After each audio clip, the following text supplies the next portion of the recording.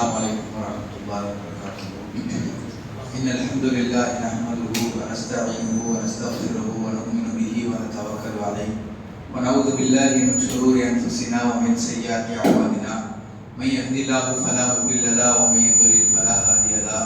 وأشهد أن لا إله إلا الله وحده لا شريك له وأشهد أن محمدا عبده ورسوله. اللهم صل على محمد وعلى آل محمد كما صليت على إبراهيم وعلى آل إبراهيم إنك حميد مجيد. اللهم بارك على محمد وعلى آل محمد كما باركت على إبراهيم وعلى آل إبراهيم إنك حميد مجيد. رب اشرح لي صدري ويسر لي أمري واحلل عقدة من لساني يفقهوا قولي.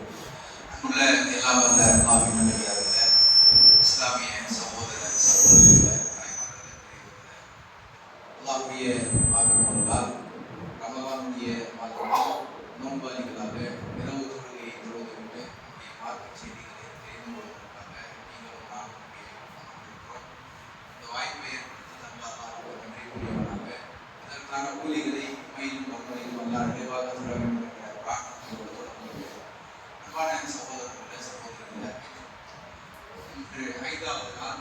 தொடர்ந்து 4 நாட்களாக மனிதன் மகிழ்ச்சியாக வாழ வேண்டும், இஸ்லாமிய நினைவோடு வாழ வேண்டும், வறுமை நினைவோடு வாழ வேண்டும். அதே நேரத்தில் இந்த உலகத்திலும் ஒரு இலக்கை நோக்கி ஒரு சிறந்தவனாக நல்ல நிலையில் வாழ வேண்டும் என்று சொன்னால் இஸ்லாம் சொல்லக்கூடிய எண்ணத்தையும் உள்ளத்தையும் மாற்றிக்கொள்வதற்கான வழிவகைகள் என்ன, அதற்கான பயிற்சிகள் என்ன என்கின்ற ஒரு பேசிக்கான செய்திகள் நம்ம பார்த்தோம். 4 நாட்களில் எண்ணத்தில் நம்ம எப்படியான மாற்றங்களை கொண்டு வரணும், அப்படி உள்ளத்தில் எப்படியான மாற்றங்களை கொண்டு வரணும், எண்ணம் எப்படியான உயர்நிலையில் இருக்கணும், அதை அந்த எண்ணத்தை சரி செய்வதற்கான வழிகள் என்ன, உள்ளம் நல்ல உள்ளமாக அல்லாஹ் சுப்ஹானஹு வ தஆலா நஃப்ஸுல் முத்மஇன்னா என்று சொல்லப்படக்கூடிய நிம்மதியான உள்ளம், அதே போன்று நஃப்ஸுல் சலீம் என்று சொல்லப்படக்கூடிய கல்புல் சலீம் என்று சொல்லப்படக்கூடிய ஒரு நிம்மதியான உள்ளமாக மகிழ்ச்சியான உள்ளமாக இருக்க வேண்டும் என்று சொன்னால் என்னவெல்லாம் செய்ய வேண்டும் என்கின்ற சில செய்திகளை 4 நாட்களில் பார்க்கலாம். இதன் மூலம் ஒரு பேசிக் ஒரு தரவும் எல்லாருமே கிடைச்சிருக்கு. 4 நாட்கள் தொடர்ந்து கேட்டவங்களுக்கு ஒரு பேசிக் செய்திகள் இதன் மூலமா கண்டிப்பா கிடைச்சிருக்கும். வரக்கூடிய வாழ்நாள் அதை நம்முடைய வாழ்க்கையில் அப்படியே அப்ளை பண்ணணும். நம்ம அப்படியே அப்ளை பண்ணி அதன் மூலமாக நடைபெறக்கூடியவர்களாக இருந்தோம் சொன்னால் நிச்சயமாக நல்ல மாற்றங்களை நம்மால் காண முடியும். இன்னைக்கு 5வதாக இன்று உலகத்தில் வாழக்கூடிய மனிதன் சந்திக்கக்கூடிய மிகப்பெரிய பிரச்சனை என்னன்னு சொன்னா ஸ்ட்ரெஸ் அப்படின்னு சொல்றோம் இல்லையா. நான் ஸ்ட்ரெஸ்ஸா இருக்கிறேன், நான் மன அழுத்தத்தோட இருக்கிறேன். சின்ன சின்ன பிள்ளைகளுக்கு கூட இன்னைக்கு ஸ்ட்ரெஸ்ஸா இருக்கு.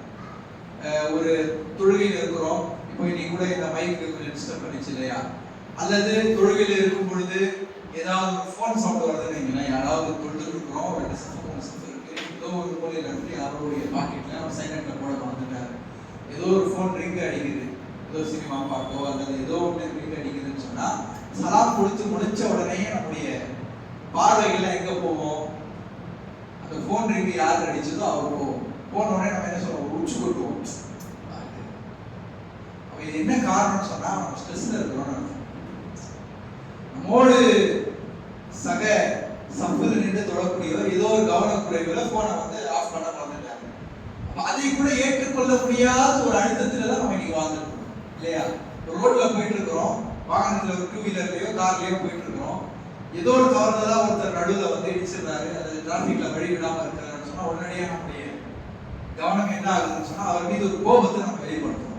என்னையா இப்படி அப்படின்னு சொல்லி கோபம். அப்போ சின்ன சின்ன சங்கடங்களை கூட சின்ன சின்ன பிரச்சனைகளை கூட நம்மளால சகித்துக் கொள்ள முடியாத ஒரு நிலையில இருக்கிறோம் சொன்னா எல்லாருமே காரணம் என்னன்னு சொன்னா ஸ்ட்ரெஸ்ஸா இருக்கும். சின்ன சின்ன பிள்ளைகள் கூட இன்னைக்கு எரிஞ்சு விடக்கூடியதா, எதுக்கு எடுத்தாலும் பதில் சொல்லக்கூடியதா, அதே மாதிரி சில விஷயங்களை அக்செப்ட் பண்ண முடியாதவங்க இன்னைக்கு எல்லாருமே இருக்கிறத பார்க்க முடியும்.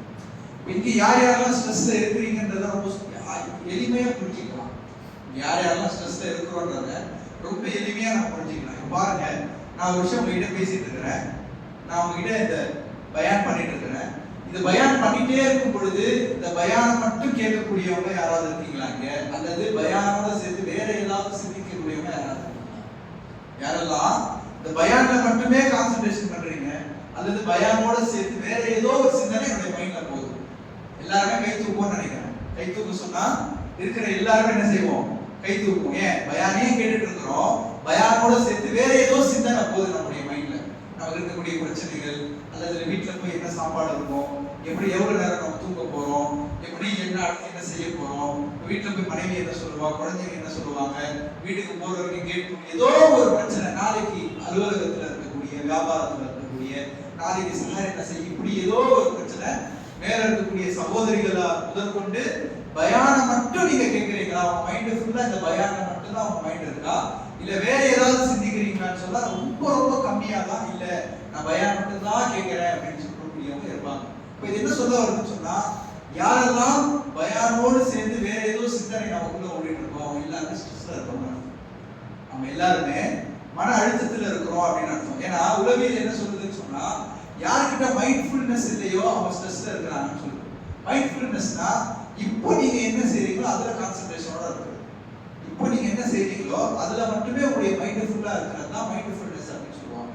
அப்ப இன்னைக்கு யாருமே அப்படி இல்லை. காரணம் என்னன்னு சொன்னா, ரெண்டு விஷயங்கள் நமக்குள்ள எப்பவுமே நடந்துட்டு இருக்கு. அந்த ரெண்டு விஷயங்களை நம்ம சரி பண்ணிட்டோம்னு வச்சுக்கோங்களேன், இன்னைக்கு ஸ்ட்ரெஸ்ல இருந்து அதிகபட்சம் வெளியே வந்துடும். ஸ்ட்ரெஸ் ரிலீஃப்னு சொல்லி, ஸ்ட்ரெஸ் மேனேஜ்மெண்ட் சொல்லி நிறைய வகுப்புகள் இன்னைக்கு நடக்குது. ஆயிரக்கணக்கில் அது பைசா வாங்கக்கூடிய நிலையை நம்ம பார்க்கணும். ஆனா இஸ்லாம் என்ன சொல்லுதுன்னு சொன்னா, ரெண்டே விஷயம், இந்த இஸ்லாமிய ஆதாரங்களோடையும் இதையும் நம்ம கனெக்ட் பண்ணி பார்க்கணும். ரெண்டு விஷயம். ஒண்ணு, நீ முடிச்சு போனதை நினைக்காத, நாளைக்கு நடக்க போறதை நினைச்சு கவலைப்படாத. இந்த ரெண்டை இஸ்லாம் சொல்லுது, உளவியல் இதுதான் சொல்லுது. நம்மளுக்கு முடிஞ்சு போன பாஸ்ட் இருக்கு இல்லையா, என்னெல்லாம் நம்ம ஒரு மௌத்தா, நமக்கு பிடித்தமான ஒரு மௌத்தா இருந்தா இருக்கலாம், நம்முடைய நண்பர் நமக்கு நம்பிக்கை துரோகம் செஞ்சதா இருக்கலாம், முடிஞ்சு போன சண்டைகளாக இருக்கலாம், பிரிஞ்சு போன உறவுகளா இருக்கலாம், இழந்த வியாபார பொருட்களாக இருக்கலாம், நமக்கு ஏற்பட்ட பிசினஸ்ல ஏற்பட்ட லாஸா இருக்கலாம், எதுவாக இருந்தாலும் அது முடிஞ்சிருச்சா அதை நினைச்சுக்கிட்டே நீங்க என்ன செய்யாதீங்க, உங்களை நீங்க வருத்திக்காதீங்க. இது ஒண்ணு. ரெண்டாவது, நாளைக்கு நடக்கக்கூடிய விஷயங்களை நினைச்சு இன்னைக்கு நீங்க உங்களை போட்டு அழுத்திக்காதீங்க. ரெண்டு தான் இந்த மனுஷனுடைய வாழ்க்கையில இருக்கு.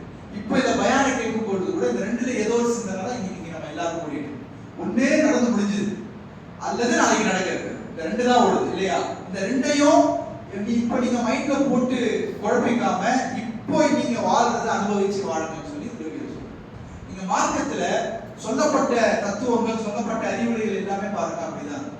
இப்னு அப்பாஸ் ரலியல்லாஹு அன்ஹு சின்ன பிள்ளையா இருக்கிறாங்க. அவங்க அல்லாஹ்வுடைய தூதர் ஸல்லல்லாஹு அலைஹி வஸல்லம் அவர்கள் தன்னுடைய வாகனத்துல ஏற்றிக்கொண்டு அவருடைய பக்கத்துல உட்கார்ந்துட்டு அவங்க பார்த்து சொல்றாங்க, யா குலாம், சிறுவனே, உனக்கு சில அறிவுரைகளை நான் சொல்லுகிறேன், சில செய்திகளை நான் சொல்லுகிறேன், இதனுடைய மனதினுடைய ஆழத்தில் பதிய வைத்துக்கொள். என்னன்னு சொன்னா, நீ அல்லாஹ்வுடைய சட்ட வரம்புகளை பேணி பாதுகாத்தால் அல்லாஹ் உன்னை பேணி பாதுகாப்பான்.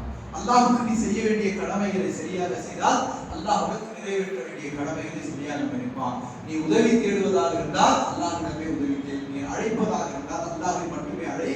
நன்றாக தெரிந்து கொள், இந்த உலகமே ஒன்று சேர்ந்து உனக்கு ஒரு தீமையை நடத்துவதற்கு நாடினார், உனக்கு ஒரு தீமையை இழைப்பதற்கு நாடினார், அல்லாஹ் அதில் நாடவில்லை என்று சொன்னால் இந்த உலகத்தாரால் உன்னை ஒன்றும் செய்யவில்லை. இந்த உலகமே ஒன்று சேர்ந்து, எல்லா உலக மக்கள் அனைவரும் ஒன்று சேர்ந்து உனக்கு நன்மையை, ஏதாவது ஒரு நன்மையை செய்ய வேண்டும் என்று நினைத்தால் அது அல்லாஹ் நாடவில்லை என்று சொன்னால், அல்லாஹ் உனக்கென்று அதை நிர்ணயிக்கவில்லை என்று சொன்னால் அவர்களால் எதுவும் எந்த நன்மையும் உன்னிடத்தில் செய்ய முடியாது. நன்மையை கொண்டு வரக்கூடிய ஆற்றலும் தீமையை தடுக்கக்கூடிய ஆற்றலும் அல்லாஹ்வை தவிர வேறு யாரும். இந்த அகீதா, இந்த நம்பிக்கை ஒரு மூமியினுடைய உள்ளத்துல வந்துருச்சுன்னு, என்ன ஆனாலும், என்ன நடந்தாலும், எதை பார்த்தாலும், எதை பேஸ் பண்ணாலும் எந்த பிரச்சனை. அதனால அல்லாஹ்வுடைய தூதர் வேறொரு ஹதீஸ்ல சொல்றாங்க, உங்களிடத்தில் ஒரு விஷயம் நடந்து விட்டால், இந்த பாஸ்டுக்கு சொல்றாங்க, பாஸ்ட் நடந்து முடிஞ்சிருச்சு அதுக்கு சொல்றாங்க, ஒரு விஷயத்தை செய்கிறீர்கள், அதை செய்து முடிந்து விட்டால் அல்லாஹ்வுடைய நாட்டம் என்று சொல்லுங்கள். இப்படி செய்தால் இப்படி ஆயிருக்குமே என்று சொல்வது லவ் அப்படின்னு, அது போட்டு பேசுறது ஷைத்தானுடைய செயலாகும் அப்படின்றாங்க. நீங்க நம்ம அதிகமா தானே சொல்றோம், ஒரு விஷயம் நடந்து முடிஞ்சுன்னா அதுதான் அப்பவே அப்படி சொன்னேன் சொல்றோமா இல்லையா, நான் அதுதான் அப்பவே சொன்னேன், அதுதான் நான் எக்ஸ்பீரியன்ஸ் எவ்வளவு பார்த்துக்கிறேன், நான் எவ்வளவு பார்த்துக்கிறேன், என் வயசு என்ன, உன் அனுபவம் என்ன, உன் வயசு அனுபவம், இதெல்லாம் சொல்றோமா இல்லையா? பிள்ளைங்க கூட யூஸ் பண்ணேன், இதுதான் நான் அப்பவே சொன்னேன், நீ பட்டாதான் திருந்துவேன். இப்படி பேசுறது என்னவா, முடிஞ்சு போன விஷயத்தை கொண்டு நிகழ்காலத்துல அது அப்படி பண்ணிருக்கலாம், இது இப்படி பண்ணிருக்கலாம், நான் அதுக்குதான் அப்பவே சொன்னேன், அவன் சரியில்லைன்ற மாதிரி பேசுவது ஷைத்தானுடைய செயல்ன்றாங்க. ஷைத்தான் வழிகாட்டக்கூடிய செயலா இப்படி பேசுறது. அப்ப நீ அப்படி பேசாத, என்ன பேசு, அல்லாஹ்வுடைய நாட்டம், கத்தர் அல்லாஹு வபாஷா, அல்லாஹ் என்ன அவனுடைய கதரிலே, அவனுடைய விதியிலே எழுதி இருக்கிறானோ அது நடந்து முடியுது. ரெண்டு விஷயம் நம்முடைய வாழ்க்கையில நிறைய விஷயங்கள் நம்ம இழந்திருப்போம், நிறைய விஷயங்களுக்கு ட்ரை பண்ணி நமக்கு கிடைக்காம போயிருப்போம், நிறைய விஷயங்கள் நம்ம இப்படி செஞ்சிருந்தா இப்படி ஆயிருப்போமே, இந்த மார்க் எடுத்திருந்தா நான் இங்கே போயிருப்பேனே, இந்த இடத்த வாங்கி முடிச்சிருந்தா இந்த இடத்துக்கு நான் இந்த ஒரு வீட்டை கட்டியிருப்பேனே, இந்த ப்ராஜெக்டை நான் முடிச்சிருந்தா இவ்வளவு நான் உயர்ந்திருப்பேனே, இந்த ஆணை திருமணம் செஞ்சிருந்தா என் வாழ்க்கை நல்லா இருந்திருக்குமே, இந்த பெண்ணை நான் திருமணம் முடிச்சிருந்தா இப்படியா இருக்குமே அப்படின்னு சொல்லி முடிஞ்சு போனதை நினைச்சு நம்ம மண்டையில போட்டு அழுத்திக்கிறதுனால நம்முடைய தலையில் சுமைகள் தான் அதிகமாக ஏறுகின்றன தவிர எந்த தீர்வும் கிடையாது. ஏதாவது தீர்வு இருக்கா? இப்படி நம்ம யோசிக்கிறதுனாலயோ இப்படி நம்ம நினைச்சுக்கிட்டே அதையே நினைச்சு கவலைப்படுறதுனால ஏதாவது ஒரு பெனிஃபிட் இருக்கா, ஏதாவது ஒரு நன்மை இருக்கான்னு சொன்னா கண்டிப்பா இல்லை. ஆனா என்னன்னு சொன்னா நம்முடைய தலையில நிறைய சுமைகள் ஏறுது. பாருங்க, இங்க ஒரு 4 சேர் இருக்கு, இங்க ஒரு டேபிள் இருக்கு, இங்க ஒரு எல்லாமே இருக்கு. இதெல்லாம் எடுத்து நம்ம தலைமையில வச்சுக்கிட்டா என்ன ஆகும்? தலை எவ்வளவு சுமையா இருக்கும். நம்மளால நடக்க முடியுமா? நடந்தாலும் நம்முடைய கவனம் எல்லாம் எங்க இருக்கும்? தலைக்கு மேல இருக்கக்கூடிய பாரத்தின் மீது தான் நம்முடைய கவனம் இருக்கும். இப்படிதான் இந்த டேபிள், சேர், இந்த பாய், இந்த போனு, இந்த டேபிள், இந்த மாதிரி நம்ம என்ன செய்யறோம்? நமக்கு நடந்த நிகழ்வுகளையும் நடக்க போகின்ற நாளைக்கு என்ன ஆகுமோ, நாளைக்கு என்ன ஆகுமோ, அந்த இன்டர்வியூல நான் பாஸ் ஆகணும் இல்லையோ, அந்த ரிசல்ட் என்ன ஆகுமோ, என்னுடைய தொழில் என்ன ஆகுமோ, என்னுடைய வியாபாரம் என்ன ஆகுமோ, நாளைக்கு கடையை கட்ட திறக்கணுமே அப்படின்ற அந்த கவலைகள் தான் இங்க இருக்கக்கூடிய பொருட்கள் மாதிரி. இந்த பொருட்கள் எப்படி நம்முடைய தலைக்கு மேல வச்சா நம்மளால நிகழ்காலத்துல பிரசன்டா வாழ முடியாதோ, இந்த பொருட்கள் எல்லாம் எடுத்து உங்க தலைமையில நீங்க வச்சுக்கிட்டா உங்களால எப்படி இப்ப இருக்கக்கூடிய வாழ்க்கை வாழ முடியாது. இவ்வளவு சுமைகளை தலையில வச்சிருந்தா அது மேலதான் உங்களுடைய கவனம் இருக்கும் இல்லையா? அதன் மீதுதான் நம்முடைய கவனங்கள் இருக்கும். அதே மாதிரிதான் இதை விட பெரிய சுமைகள் என்ன நடந்து முடிஞ்சதே நாளைக்கு நடக்க போற அந்த சிந்தனைகள், அந்த எண்ணங்களை நம்முடைய தலைக்கு மேல வச்சு சுமந்துட்டு இருக்கிறதுனால நம்ம எங்க வாழல? இங்க வாழல. எங்க வாழல? பிரசன்ட்ல நம்ம வாழல. பிரசன்ட்ல வாழாததுனாலதான் நம்மளால இன்னைக்கு இந்த நிமிஷத்தை இந்த நொடியை நம்மளால என்ஜாய் பண்ண முடியல. அதனாலதான் சிலர்கிட்ட பேசிட்டே இருப்போம், அவங்க வேற ஏதோ யோசிச்சுருவாங்க. என்ன சொன்ன நீ அப்படின்னா, ஏதோ சொன்னீங்க, என்ன சொன்ன? காதுகள் திறந்திருக்கு, கவனம் ஃபுல்லா நம்ம இதுதான் இருக்கு. ஆனா நம்ம பேசினா நம்ம வேற எங்கேயும் யோசிச்சுருவோம். என்ன சொன்ன? மறுபடியும் சொல்லு அப்படின்னா. தொழுகை நின்று இருக்கிறோம், இமாம் போதிக்கிட்டே இருக்கிறாரு. ஆனா என்ன போதினாரு, என்ன பண்ணாரு, கவனம் நமக்கு இல்லாம எப்போ ரூ பண்ணாரு, எப்போ சுத்திட்டு போனாரு. ஒரு ஆட்டோமேட்டிக் நமக்குள்ள ஆட்டோமேஷன் மிஷின் வந்து ஃபிக்ஸ் பண்ணிட்டோம். தக்பீர் கட்டினா சூரா ஃபாத்திஹா ஆட்டோமேட்டிக்கா வரும்.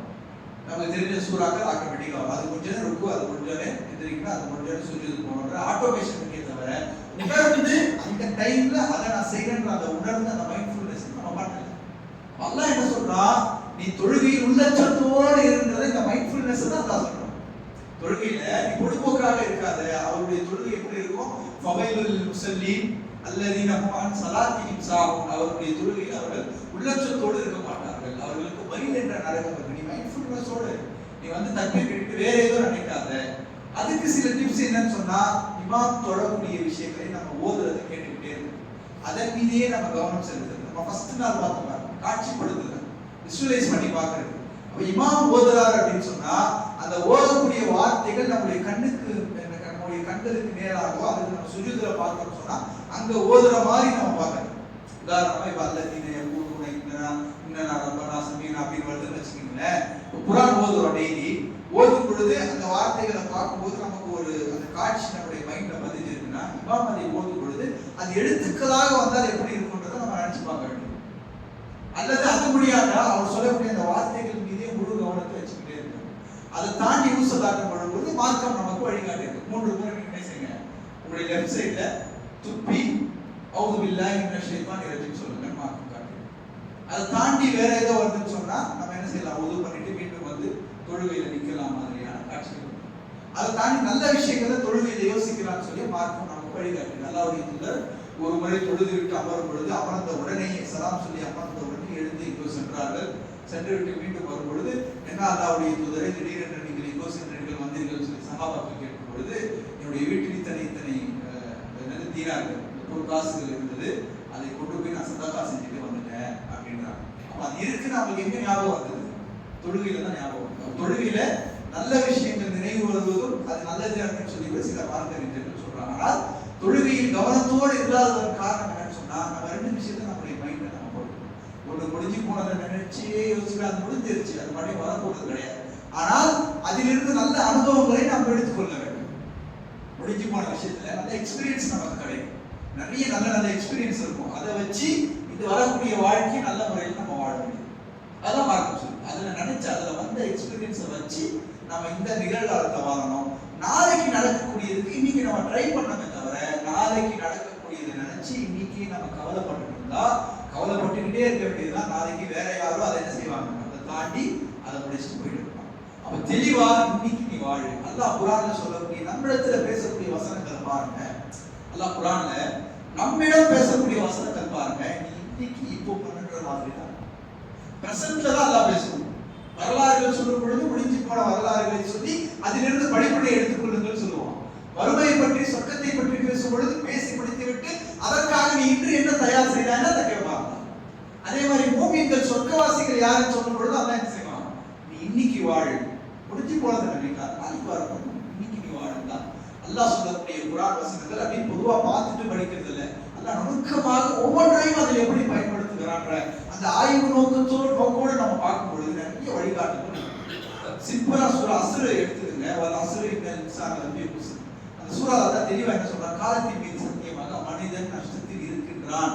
இன்னைக்கு இருக்கின்றான், மனிதன் நஷ்டத்தில் இருக்கின்றான். எப்போ இருந்தான்னு சொல்லல, இருப்பான்னு அல்லாஹ் சொல்லல, இருக்கின்றான். யாரை தவிர இல்லல்லதீன ஆமனு, ஈமான் கொண்டு நற்செயல்களை செய்து ஒருவருக்கு ஒருவர் சத்தியத்தை உபதேசம் கொண்டு இருப்பவர்களை தவிர மற்ற அனைவரும் யாரு, நஷ்டத்தில் இருக்கக்கூடியவர்கள் சொல்லி அல்லாஹ் பிரசன்டா பேசுறான். நிறைய வசனங்கள் அதில் பார்க்கலாம். நற்செய்தி யாருக்கு உண்டு, மூமின்களுக்கு நற்செய்தி உண்டு என்று அல்லாஹ் சொல்லக்கூடிய வசனம் பாருங்க. சூரா தௌபாவுல 112வது வசனத்துல யாருக்கு சுவனம் உண்டுன்ற நற்செய்தி எல்லாம் ஒரு லிஸ்ட் போடுவோம். அப்படியே அந்த லிஸ்ட் போற வரிசையை பாருங்க. அத்தாயிபூனல் ஆபிதூனல் ஹாமிதூன சாயிபூன ராக்கியூன் அஸ்ஸாஜிதூனல் ஆமிரூன பில் மஅரூஃப் வன்னாஹுன அனில் முன்கர் வல் ஹாஃபிதூன லிஹுதூதில்லாஹ் வபஷ்ஷிரில் முஃமினீன். அல்லாஹ் சொல்லக்கூடிய லிஸ்ட் பாருங்க. பாவத்திலிருந்து விலகிக் கொண்டவர்கள், அல்லாஹ் ஒருவனையே வணங்குபவர்கள், இரவு பகலாக அவனை திக்ர் செய்பவர்கள், நோன்பு நோற்பவர்கள், மார்க்க கல்வியை கற்பதற்கும் அதனை பிரச்சாரம் செய்வதற்கும் பயணம் மேற்கொள்பவர்கள், குனிந்து சிறப்பணிபவர்களோடு குனிந்து சிறப்பணிபவர்கள், நன்மையான காரியங்களை செய்யும்படி ஏவுபவர்கள், தீமையான காரியங்களை விட்டு விலக்குபவர்கள், அல்லாஹ்வுடைய சட்ட வரம்புகளை பேணக்கூடியவர்கள். இந்த 9 வகையினரை அல்லாஹ் என்ன சொல்றான், வர்கள் இன்னைக்கு முடிச்சு போனதுல நாளைக்கு இல்லை. பாவத்திலிருந்து இன்னைக்கு விலகிக்கோ. இப்ப படிக்கிற குர்ஆன் வசனம் இன்னைக்கு விலகு பாவத்துல. அல்லாஹ் ஒருவனையே வணங்கு, குனிந்து சிறப்பணுகு பணிபவர்களோடு குனிந்து சிறப்பணி, நன்மையான காரியங்களை ஏவு, தீமையான காரியங்களை விட்டு நீ விலகு, மார்க்க கல்வியை கற்பதற்கும் மார்க்க கல்வியை பரப்புவதற்கும் நீ பயணம் செய், அல்லாஹ்வுடைய சட்ட வரம்புகளை பேணி வாழ். இவர்களுக்கு வபஷ்ஷிரில் முஃமினீன், நபியே இவர்களுக்கு நீ நற்செய்தி சொல்லு. என்ன உங்களுக்கு காத்திருக்கு, என்ன காத்திருக்கு, ஃபியூச்சர்ல சொர்க்கம் உனக்கு காத்திருக்கு. அதற்காக இங்க வேலை செய். அதை நினைச்சு சொர்க்கம் கிடைக்குமா, நரகமாகுமா, சொர்க்கவாசியா நரகவாசி இன்னைக்கு நீ யோசிக்காத. நீ அது கிடைக்கணும்னா இங்க வேலை செய்யணும். அப்புறம் பர்சன்ட் நீ வாழன்னு சொல்லி மார்க்கம் இவ்வளவு உதாரணங்களை நமக்கு ஸ்ட்ரெஸ்ல இருந்து வெளியே வர்றதுக்கான நிறைய உதாரணங்களை நமக்கு சொல்லி, இதை தாண்டி நிறைய வழிகாட்டல்கள் அல்லாஹ்வுடைய வாழ்க்கையிலேயே நிறைய இருக்கு.